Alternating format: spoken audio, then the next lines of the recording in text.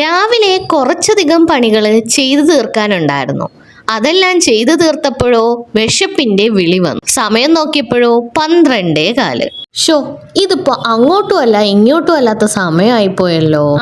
വിശപ്പിന്റെ വിളി വന്ന സ്ഥിതിക്ക് എന്തെങ്കിലും കുറച്ച് കഴിക്കാം. ഞാൻ നല്ല ചിക്കൻ ബിരിയാണി ഉണ്ടാക്കിയിട്ടുണ്ടായിരുന്നേ.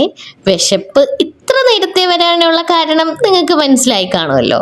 അപ്പോ ബിരിയാണി ചെമ്പെന്ന് കുറച്ച് അല്ല വളരെ കുറച്ച് ബിരിയാണി എടുത്ത് കഴിച്ചു.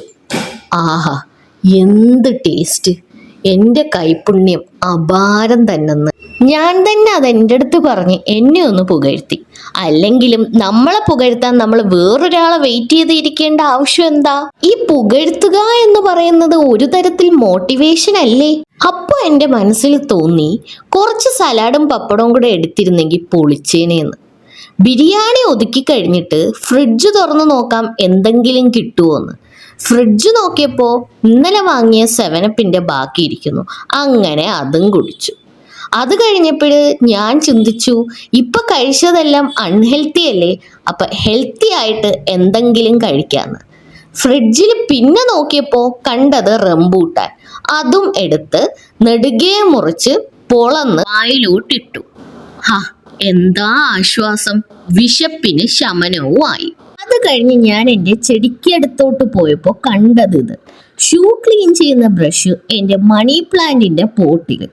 എന്താ അല്ലേ, എൻ്റെ മോളല്ല ഇത് ചെയ്തത്.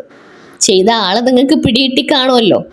ഇത് റംബൂട്ടാന്റെ ഒരു തൈയാണ്. ഒരാഴ്ച മുന്നേ ഞാൻ കഴിച്ചിട്ട് പിടിച്ചാലോ എന്ന പ്രതീക്ഷയോടെ ആ പോട്ടിൽ കുഴിച്ചിട്ടതായിരുന്നു. പിടിച്ചു. എന്തായാലും ഇനി അത് എൻ്റെ അമ്മയ്ക്ക് ഗിഫ്റ്റ് ചെയ്യാം. ഞാൻ കർണാടകയിൽ നിന്ന് പല നിറത്തിലുള്ള ബാൽസം കൊണ്ടുവന്നു. അത് മാറ്റി നട്ടിട്ടുണ്ട്. കുറച്ചുകൂടെ മാറ്റി നടാനുമുണ്ട്. എൻ്റെ താമരച്ചെടിയാണ്. ഒരു പൂ പോലും ഇല്ലായിരുന്ന എൻ്റെ താമരയെ DAP ഫെർട്ടിലൈസർ ആണ് ഇങ്ങനെ ആക്കി തന്നത്. ഞാൻ നമിച്ചു. പിന്നെ കുറച്ചു നേരം എൻ്റെ പഴയ ഫോട്ടോസ് എല്ലാം നോക്കി ഓരോരോ നൊസ്റ്റാൾജി അടിച്ചിരുന്നു. ഈ പഴയ ഫോട്ടോസിലെല്ലാം എന്തെല്ലാം മെമ്മറീസ് ആണല്ലേ ഒളിഞ്ഞിരിക്കുന്നത്. പിന്നെ എൻ്റെ നീളമുള്ള കൂന്തൽ കണ്ട് ഞാൻ ഒരുപാട് വിഷമിച്ചു. വേണ്ടായിരുന്നെന്ന് തോന്നി കട്ട് ചെയ്ത് കളയുന്നതേ.